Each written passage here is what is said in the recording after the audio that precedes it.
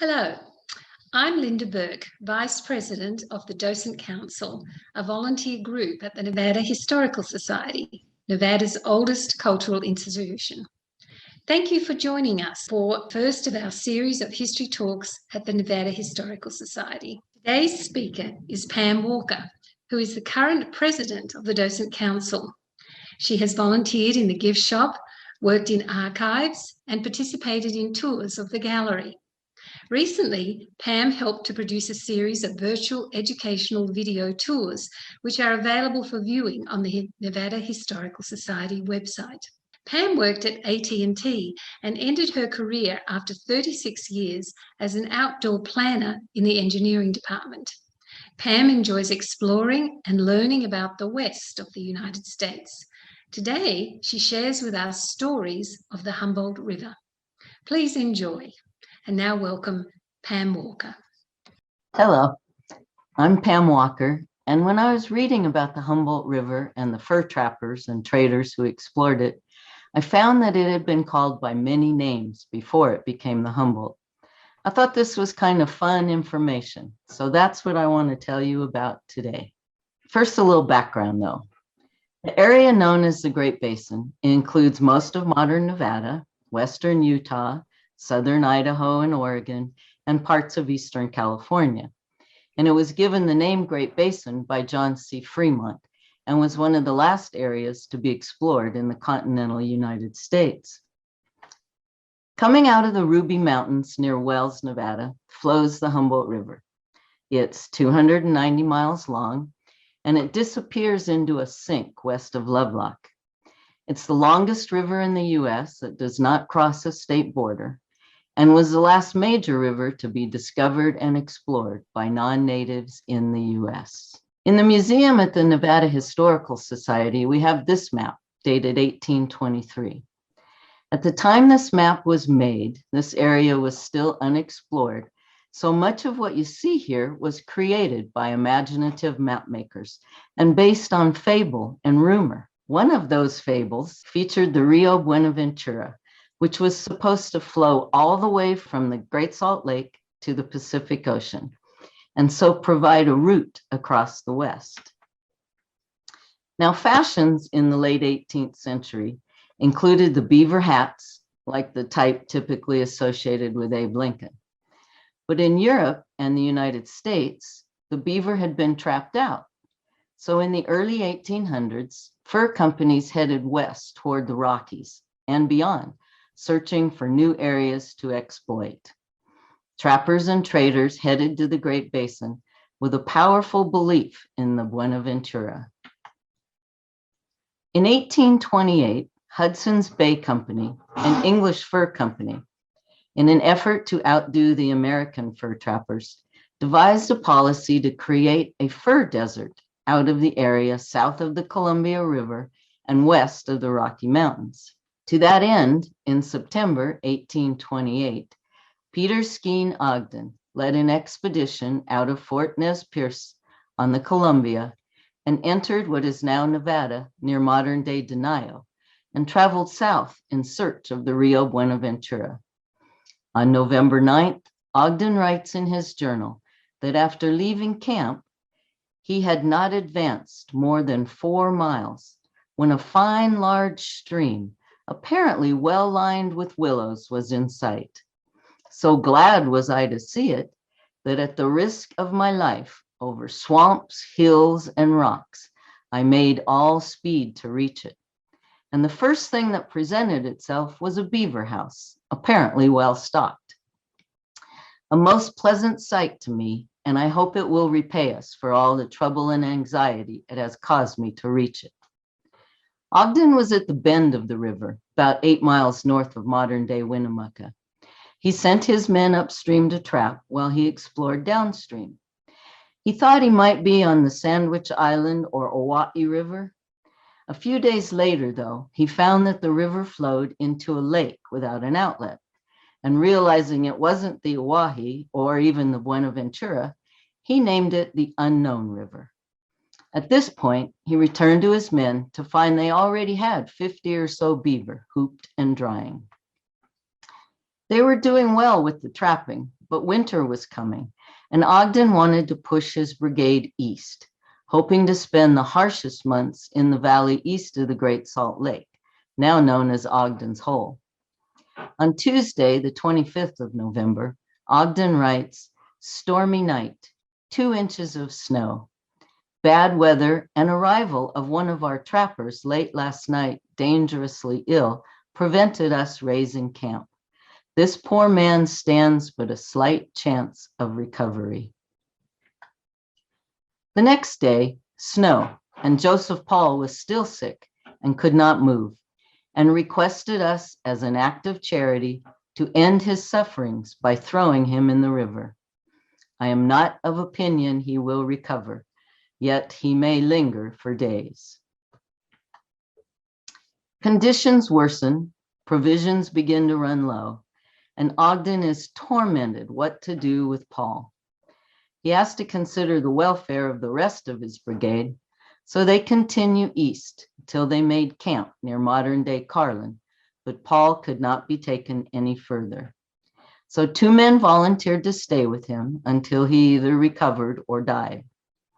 On December 10th, he recorded, "I gave the men a bag of peas and a 3-year-old colt, and strict orders of every precaution for their safety." But then on New Year's Day, 1829, one of the men arrived in Ogden's camp to tell them that Paul had died, and they buried him beside the unknown river. The brigade returned to the unknown river in spring 1829 and planned to trap the lower reaches of the river, but trapping wasn't so good this time. By the end of May, they reached the terminus of the unknown river, where it flowed through a swamp and emptied into a flat basin that stretched for a mile to the west. By this point, they had encountered hostile Indians, provisions were running low, the horses were exhausted, and they'd had enough for one trip. So they returned to Fort Nez Perce. In a letter dated August 5th, 1829, Hudson Bay Company Chief Factor John McLaughlin noted that as many as 4,000 remarkably well-dressed pelts were gathered on this expedition. Perhaps the fur desert policy was a success. Ogden's journal, dated June 2nd, 1829, still refers to the unknown river, although he writes, "This ends my remarks on unknown river, and although I have given it the latter name, Swampy River would be more applicable to it if a stranger should seek it. By the trappers, it is known as Paul's River, as he must remain here till the great trumpet shall sound." And on June 5th, he writes, "Left unknown river in the rear." In a letter to John Work, the next brigade leader, Ogden again refers to the unknown river, but Work switches the name to Ogden's River. And even though it's not mentioned in any of his journals, for some reason, Ogden is credited with calling the river Mary's River. And it became well known as Mary's River and was called that for several decades. But the Mary apparently refers to several different women, depending on who is telling the story. Some say it was named for Ogden's wife, but the only known wife of his was a Nez Perce woman named Julia Rivet. Some historians say it was named for the wife of one of his brigade. And in fact, in Lieutenant G.K. Warren's memoir to accompany the map of the territory of the United States, written in 1854, Warren stated that one of Mr. Ogden's party took a woman for his wife from among the Indians found on this river, to whom the name Mary was given. From this circumstance, the stream came to be Mary's River. It is also called Ogden's River after its discoverer. Cartographer and 49er Joseph Goldsboro Bruff gave another explanation for the river's several names. In 1849, he wrote that the stream was first known by the name of Ogden's River, then afterward called Mary's River, probably in honor of the Blessed Virgin, and continued by that name till Colonel Fremont rechristened it in honor of Baron Humboldt. Some travelers adopt the last name, but it is generally called Mary's River. The idea that Mary was the Blessed Virgin may explain why some maps labeled the river St. Mary's River. Now, the trapper Jim Beckworth described a pleasant historical incident associated with St. Mary's River that did not include the Virgin Mother. He told readers of his memoirs this story. The St. Mary's River is known to most persons as the Humboldt, since that is the name that has been since conferred upon it in honor of the distinguished European traveler. I prefer the former name as being more poetical, though less assuming. An Indian woman, the wife of a Canadian named Chapineau, who acted as interpreter and guide to Lewis and Clark during their explorations of the Rocky Mountains, was suddenly seized with the pains of labor and gave birth to a son on the banks of this mysterious river. Mary, the mother of the child, was a Crow, very pleasing and intelligent, and it was in honor of this event and to perpetuate her memory that the river received its original name, St. Mary's, and as such is still known to the mountaineers. Now, in 1833, Joseph Walker, Captain Benjamin Bonneville's chief lieutenant, led a brigade of trappers and explorers to find a land, or preferably a water route, maybe the Buenaventura, to California from the Salt Lake. And during this expedition, it was given yet another name. A gentleman named Zenas Leonard traveled with Walker as a clerk and described the route along Mary's River this way. Barren River, a name which we thought would be quite appropriate, as the country, natives, and everything belonging to it justly deserves that name. You may travel for many days along the banks of this river without finding a stick large enough to make a walking cane. While we were on its margin, we compelled to do without fire unless we chanced to come across some drift that had collected together on the beach. As Walker's brigade traveled along the Barren River to its sink, they were threatened by Paiutes. And by early September, several hundred warriors had converged at the Humboldt Sink. And in October, the fighting began.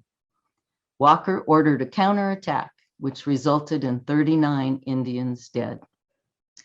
From there, they continued to present-day Genoa and ascended the Sierras, traveling along the west fork of the Carson River. After wandering to find a route down the western slope and suffering severe hardships, they found their way to the Stanislaus River. Walker and his party traveled down the Central Valley of California, crossing back over the Sierra Nevada, and in the spring of 1834, were guided by Native Americans and made their way up the Kern River through a portal now called Walker Pass. They made their way north to the Humboldt Sink again in June 1834. The ill will created by Walker's party led to another fight when they encountered Paiutes again near the Humboldt Sink. These two battles between Indians and Euro-Americans caused Walker to give the name Battle Lakes to today's Humboldt and Teulon Lakes. And you know, in spite of the conflicts, this expedition was really important in demonstrating that the Humboldt River Valley was a viable route to and from California. In fact, later in 1843, Walker blazed a wagon trail for the Walker-Childs Party, a route which would bring countless wagon trains to the Humboldt River Valley on their way to California over a 27-year period from 1843 to 1870. And the name Barren River probably seemed like a perfect name to many of its travelers and trappers. In 1832, a group of trappers left the Rocky Mountain rendezvous in Pierre's Hole in the northern Rockies with the intention of trapping what they later referred to as Mary's River. And one of these trappers, Joseph Meek, described just how destitute existence on the river could be. "I've held my hands in an anthill until they were covered with ants, then greedily licked them off. I've taken the soles off my moccasins, crisped them in the fire, and eaten them. In our extremity, the large black crickets, which are found in this country, were considered game. We used to take a kettle of hot water, catch the crickets and throw them in, and when they stopped kicking, eat them. That was not what we called can't tick up to haunch. Good meat, my friend, but it kept us alive. Finally, in 1845, John C. Fremont, with his authority as a military officer, upstaged all the trappers and explorers who had gone before him and dubbed this highway to the west the Humboldt River, after the renowned naturalist, explorer, and scientist Alexander von Humboldt. And many historians have been dismayed by this naming. In fact, Hiram Martin Chittenden, author of A History of the American Fur Trade of the Far West, states very bluntly, quote, "The name Humboldt was bestowed by Fremont and is an instance of the violence so often done by explorers to existing geographical nomenclature without justifiable cause," close quote. But I think that historian Dale Morgan summed it up best when he says, Humboldt, a round, honest, solid name, a good name on the ear. Yet Joseph Paul still slept in his quiet grave, and the marks of Ogden's lodge still scarred the trail down the Little Humboldt. Mary's was a name of trapper legend, a light and graceful name, not perhaps a name for this sinuous, obstinate desert river that flowed in the track of the sun. Ogden's was surely a sinewy man's name. No longer unknown river, yet still certainly barren river. It was now become the Humboldt River, and thus it remained. The Humboldt River became the course of the California Trail, primary land route for the migrants to the Golden State. It was the course for the Pony Express and the overland stage routes, still part of the Central Pacific Railroad route. And the Humboldt Valley became the route of US Highway 40 and later Interstate Highway 80. And the mapping of the waterways such as the Humboldt and Carson rivers enabled irrigation for ranchers, farmers, miners, and settlers. So today we still travel the route of the unknown, swampy, Paul's, Ogden, Mary's, barren Humboldt River. And by any other name, it remains the highway to the west. Humboldt was a famous German. Did Humboldt ever come to the west? As far as I know, he never did. He never saw the Humboldt River or the Great Basin. He doesn't have anything really to do with the No, the not country anything at all. really to do with it. It was just somebody that Fremont admired. Also, did Joe Walker catch any beaver? You mentioned that Ogden Yes. had caught so many. Did the Walker? They did. I don't have a number, but they did. It wasn't as much as Ogden. He didn't have as good a success. In fact, most of the expeditions after that did not have very much success with beaver. Ogden had pretty much taken them all out. And the beaver kind of eliminated themselves too, because they ate all the trees. And what is the river still used as a source of irrigation for the farmers and ranchers, or does it have other? Yes, and recreation. Holly says the American beaver was driven into extinction by the trappers, and then the Canadian beaver was brought in the 30s. Thank you for coming today. Thank you, Pam. Thank you, Carol, Thank you. Our technician behind the scenes there, and enjoy your day. Goodbye. Bye.